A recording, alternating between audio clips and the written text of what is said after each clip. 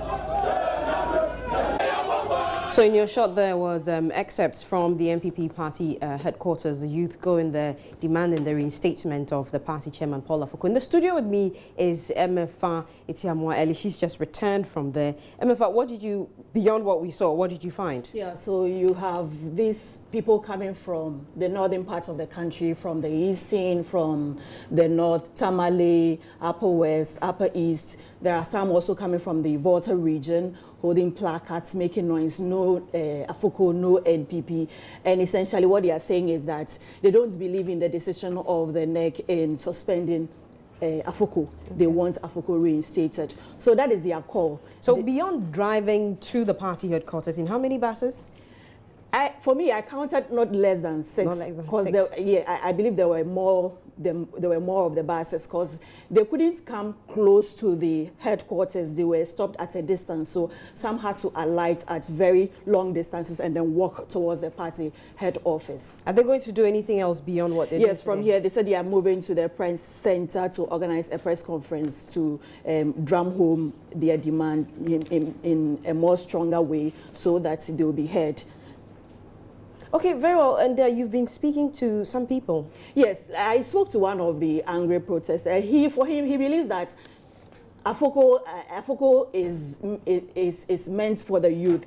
He's fighting for the youth. So they don't believe in the decision of the NEC. His reason is that they feel some people in the party are spending monies which are not supposed to be spent. You know, they are diverting funds, and Afoko is bent on exposing these people. Before we take that visual, how do we know that they haven't been paid to come and, you know, pull up a stunt, and that they're actually there because they believe in the chairman and they want him to stay? Yes, you and I can't tell because obviously, looking at the way the things are unfolding, now you realize that everybody has a faction, either to Afoko's faction or to Nanado's faction. So that is however you see it, you belong to somebody's rank, and these people are coming from Afoko's rank, and they need him to be reinstated. Let's listen to that one. We want our chairman Paul Afoko, to be retained. The reason why we are saying he should be retained is I know he's fighting for the truth, and he is fighting for the youth, and he's fighting for the victory of NPP. When you say the truth, what are you referring to precisely? We are referring to some of the executives that they are stealing the party's money. Yes. That they don't want them to use. Ever since this party started, the primaries, we have never been given money, but time of these people, they've given us money, we've using the money. Do you evidence to the allegation allegation you are making? If we do you have evidence? The allegation they are sending upon, do they have any evidence of it? They do not. But that is what we are saying. The monies came, we saw them, the monies were used, and then we saw it. So we know they are fighting for the youth, they are fighting for the party. The selfish interests, the selfish interest people, they don't want the party to come to the grassroots. They want the money to go into their stomach and to their families. We also have families, and we also have the strength to work. So we need the party to work. So, MFA, you're still here with me. This youth group, they presented a petition. Demanding the reinstatement of one gentleman who says he is the former general secretary in the WA constituency presented a petition to an elder of the party. Then a petition to the leadership of our party, NPP party. As officers and members of the NPP, we are deeply concerned about the current development that has characterized our party. It is sad that all our efforts over the years are being drained away. However, as frontline soldiers of our party, the time has come for us to demand leadership that will promote peace, genuine unity, bring everyone on board for the important agenda for capturing political power in 2016. We have therefore resolved as follows.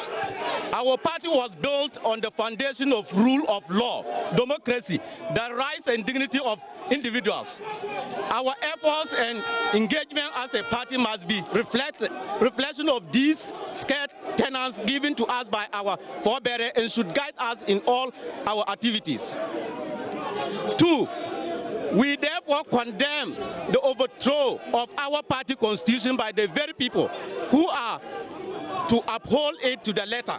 We strongly uphold that our party constitution should be restored and due process followed in the activities of our party at all levels. The supposed suspension of our duly elected, mandated national chairman, ill-timed, disastrous and destructive towards the Victory 2016 agenda. We demand an immediate resection of the erroneous decision to suspend Paul Afoko as the constitutional elected national chairman of our party and must be allowed to discharge his duties fully as prescribed by the constitution of our party. We also condemn the attacks on party members and its officers, especially on some of our national officers by the invisible forces, so-called. So that's Yusuf Yakubu. He's a constituency executive for the NPP. Yes. And just quickly before you go, we did see police. You did see the police around. Yeah. There was heavy police personnel around because the atmosphere was very tense.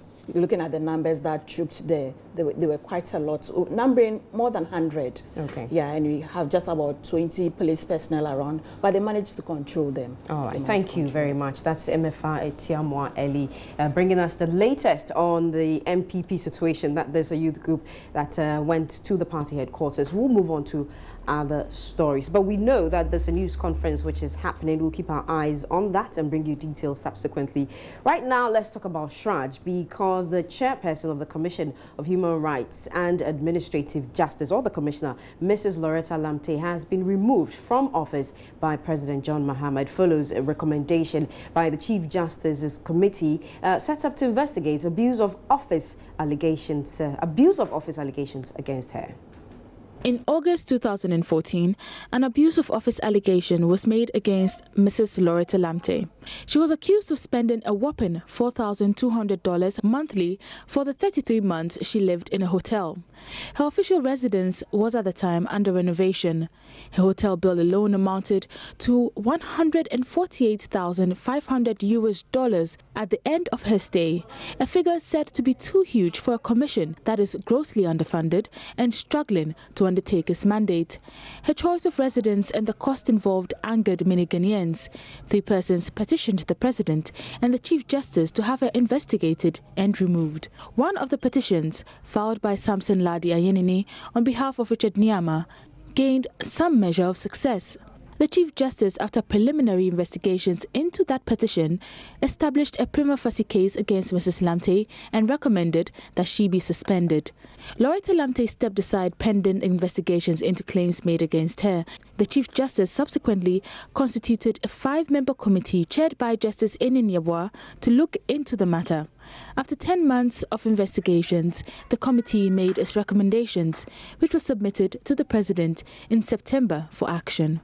After almost 35 days, the President acted and fired the embattled chair of the Commission of Human Rights and Administrative Justice.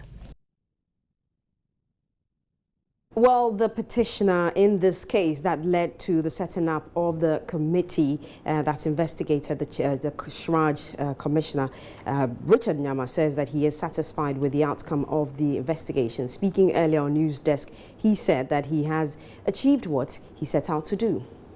Currently, what has happened is a letter has been issued dismissing Madame Loretta, but that will not suffice. We went through 8-9 months of arduous legal battle, and a recommendation was made. There's a report. I would urge the President to, as soon as possible, now, as we speak, release the whole report. Let us know what exactly the Justice Enin Yeboah committee recommended should be done. Sacking her probably is one of several recommendations. I can tell you that Shraj as a body in its current state is not well structured to fight corruption. And so if we want to have things change, I expect to see recommendations questioning the way Shraj is set up and recommending certain changes. Well, let me find out from him whether he's going to seek any legal action as to ways of retrieving these monies Madam Loretta Lamte is purported to have spent. Mr. Nyama, do you plan on any such action? If you know the way these things work, if you look at Article 1469, under which this report is being implemented, I've done my job. I'm finished. The President shall implement the recommendations. So he's bound by the details of the recommendations.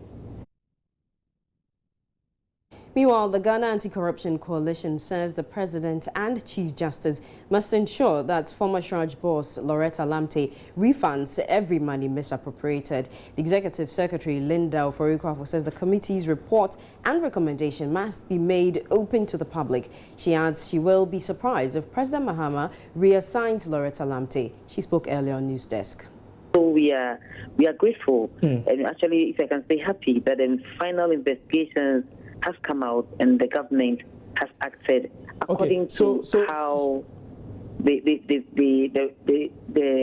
think it should go. All right, so that leads me to my next question of whether it's enough. I mean, we are saying that, yes, you have done some investigations and now the recommendation is that she should be sacked. Is that enough? Does that end the situation? Currently, I sit here and I don't know whether you have had a copy of the report. I haven't seen a copy of the report. Yes, and we've not even seen the full, I have not even seen the full letter that the presidency brought out that is actually asking it to step aside. I have not seen that one as I sit here. So I don't know who else is in.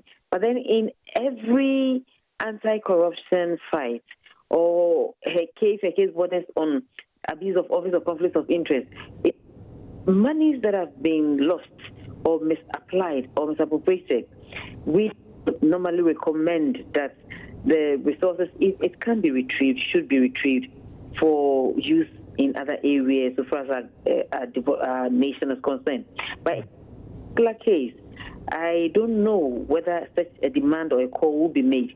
But then what everybody wants to know is that what measures are we going to put in place to ensure that going forward, such acts that he engaged in, that the judiciary or the Chief Justice has found a prima facie case against him, would not happen again, because the position of a Shraj boss is a very important one that we need people of very high integrity to occupy, so that we can take our institutions seriously. You speak of people. Now, she has been sacked, yes, but some say the president may reassign the former Shraj boss like it's happened in the past. Now, do you see that happening, and what are the likely implications of such an action? I'll be surprised at the president if he reassigns this woman, a woman that a person, somebody that the Chief Justice and the committees that sat have established a case, and that has resulted in her being asked to leave office. You are assigning her to which office? Is it an office, a public service office, or what? I don't know. But then there is the need, or there is enough grounds for any person to be asked step aside. I don't think a reassignment will be in the best interest of anybody, and I'll be very surprised. You're watching Joy News. Today we've been talking about the recommendation for the removal of former Shraj boss Loretta Lamte. Earlier we told you about the story concerning NPP Youth Group who besieged the party headquarters demanding the reinstatement of sacked party chairman Paul Afoko. We have more stories coming up. Please stay.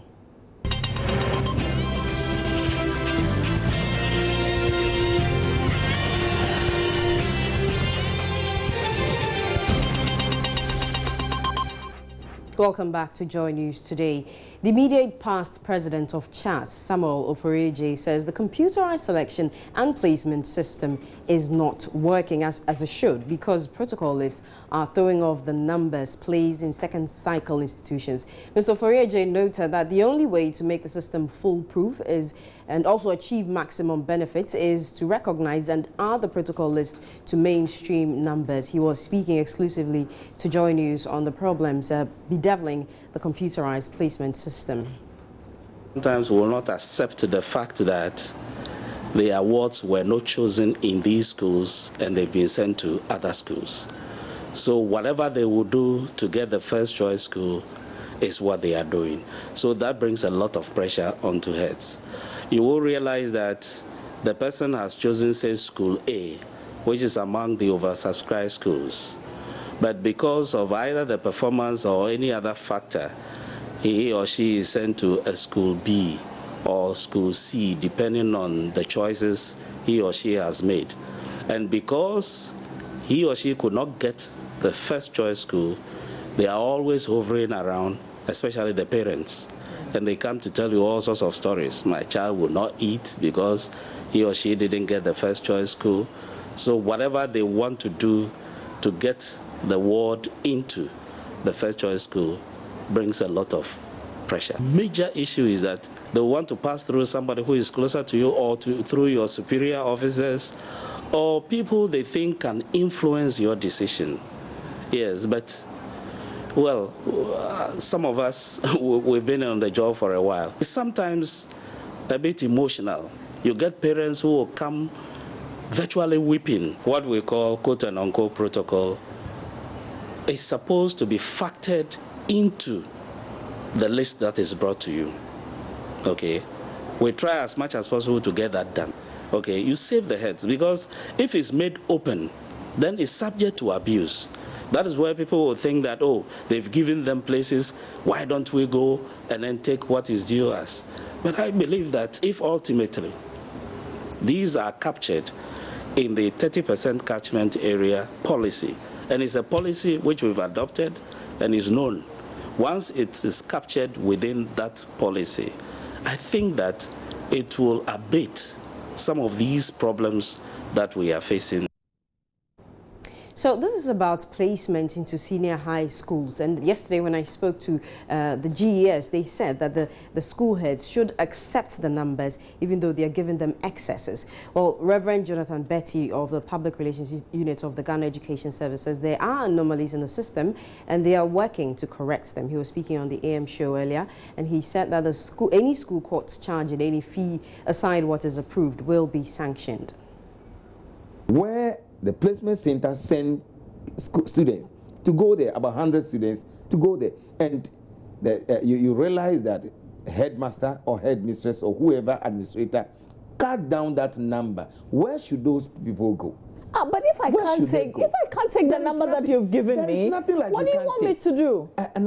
There's nothing like you can't take. What I'm saying is that the Ghana Education Service know your numerical strength. They know. They have a whole toll of list that your school can take 1,005 or 800 from Form 1 to Form 4. Is it a certain assessment that you do beginning of the year or what? How do you know? It is a routine work. It is a routine work. It is part of the management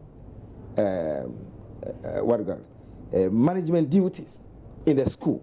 And then from education offices, inspectors visit the school regularly to take a census of all these things. So who is to be blamed when a parent is refused, even though the child has been placed in the school where he or she goes? GS shouldn't be blamed. Placement center shouldn't be blamed. But the headmaster or the head teacher who is refusing, to accept or to admit that student should be blamed. And that is why we came out with a press release. Mm-hmm. It is just in front of you. If you can read it to the public to understand, they should not, and they must not refuse any student, any candidate. No. So if they refuse you, what do you do? Well, if you can read the latter part of the press release, if they refuse, authorities will take them on.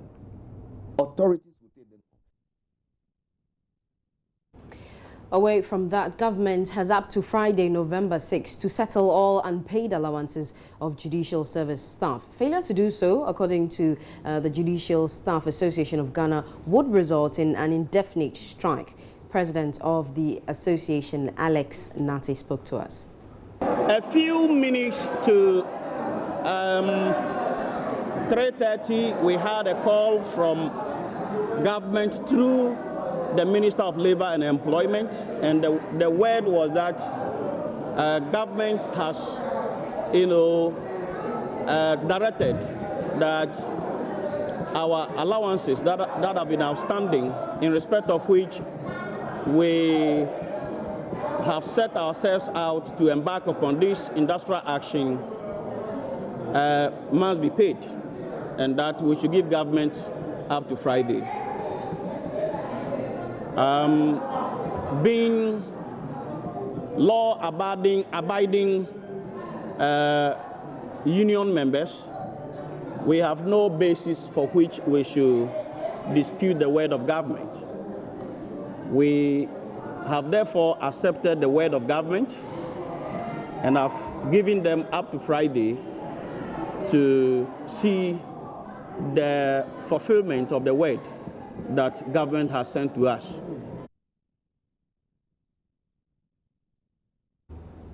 The Community Health Nurses Association of Ghana has given the Ministry of Health 14 days to reconsider its decision to change their name from Community Health Nurses to Nurse Assistants and Registered Nurse Assistants. They consider the ministry's intended action as discriminatory. The national president of the association, Esther Bamfo, said the group will not hesitate to take on government if the ministry fails to reverse the decision. Although we are the ones spearheading primary health care in the country, we are always looked down upon and always discriminated against, even in career progression. Several attempts has been made to get the name reinstated by NMC since May 2015, but to no avail. We have suffered discrimination and frustration for far too long and will not sit down for this demotion to be carried out. We are by this press conference appealing once again to the Honorable Minister of Health, the Parliament of Ghana, the Director General of Ghana Health Service, and other major stakeholders of health to halt the change of name from Community Health Nurse to Nurse Assistant, since the action by the Nursing and Midwifery Council contravenes the provision of the Constitution in Article 191B. We want the household name Community Health Nurse and nothing else. Let's talk about power now, because we know government has said that the power barges from Turkey will be arriving soon to help address the power crisis, and there have been delays. But before that happens, a former NDC member of parliament from Fanteman West, George Kuntublankson, says the power minister does not deserve to be paid. He was speaking on the AM show. When you are put in position, you are supposed to do what? Manage. And we all know management. Management goes with planning and execution. You plan before you execute. So when you were outlining the agenda or the management proposal for the securing of the budget, timeline for the budget, you didn't know that maybe it has to go for quarantine, and quarantine will take maybe 6 days. It's not planning. Before it will take off from Istanbul, you know the date. Then you calculate all distance. Then you put incidental, unforeseeable, what you call things that will happen beyond your own imagination as a human being. Then you add maybe difference of a week or a month to it. Then you come out to tell the people. Then you are doing proper management, holistic management, management based on planning and evaluation. But you come and tell us 10 days the bag will be in the waters, Ghanaian waters, so knowing very well that the time you were telling us from today up to that 10 days, even the bag has not left the waters of Istanbul, he doesn't deserve to be paid. I'm telling you, I'm NDC, but he doesn't deserve to be paid because he's not doing what he's supposed to do. He's not doing what he's supposed to do because President have a trust in you. That's why he has imposed that responsibility. Serve Ghanaians. Is that how they are serving us? I'm NDC, but this one is neither here or there. Yeah, because the dates just don't add up. It's a recipe for disgrace to the government that he belongs to and the party that he's a member. Okay. Because we didn't base our party construction on this rhetorics. The party stands for probity, accountability, and development. That is what we stand for.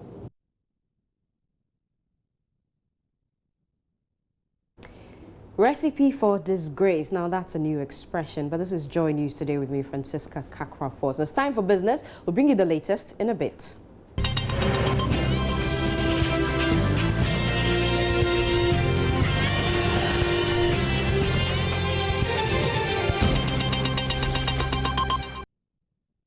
Microfinance company Judicial has begun paying customers who picketed at the Kaswa branch yesterday.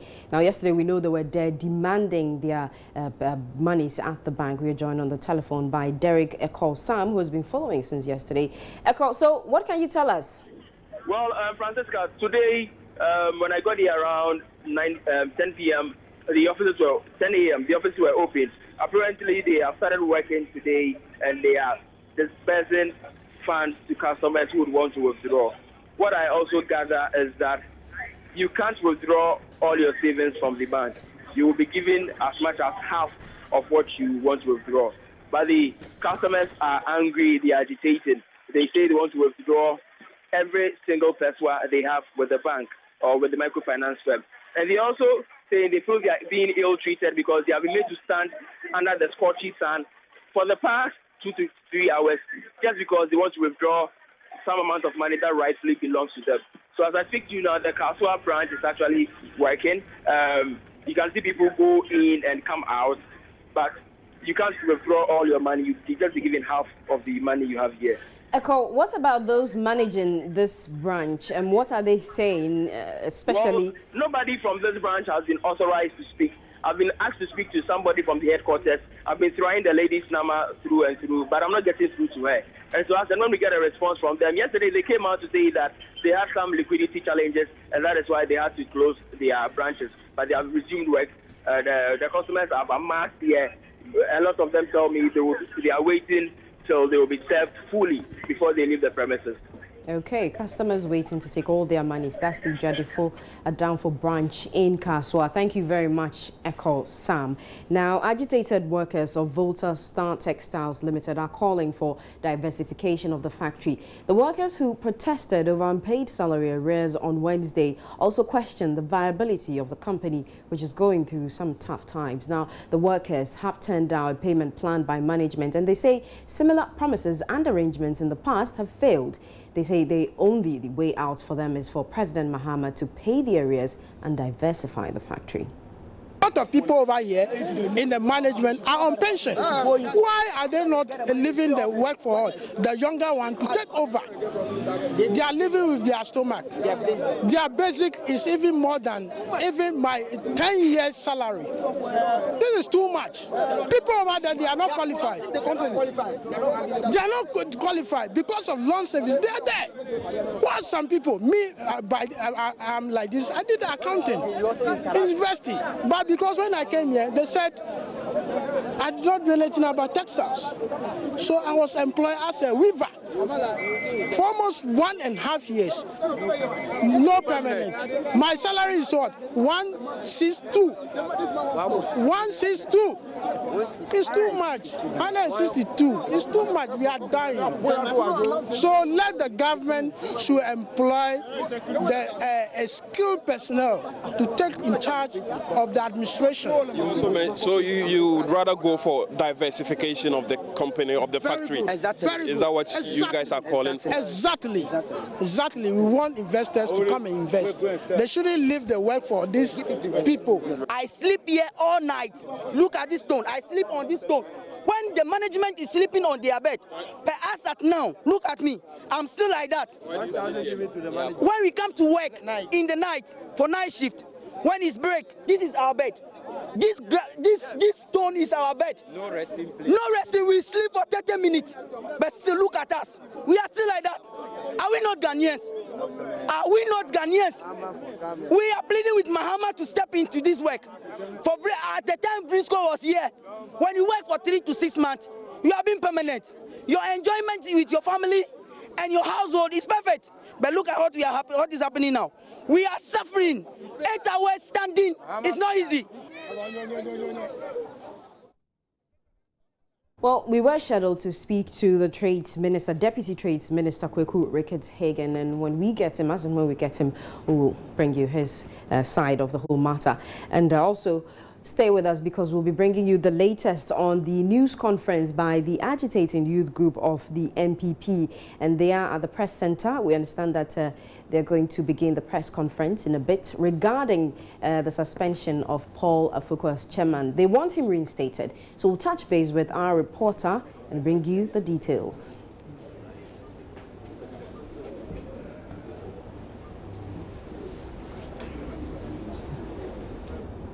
Apologies there, but next is sports.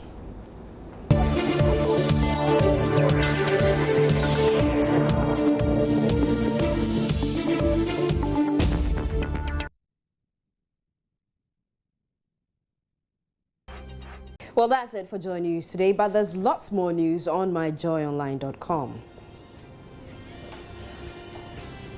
I'm Francisca Kakwa-Foss, and thank you very much for your company. Bye-bye.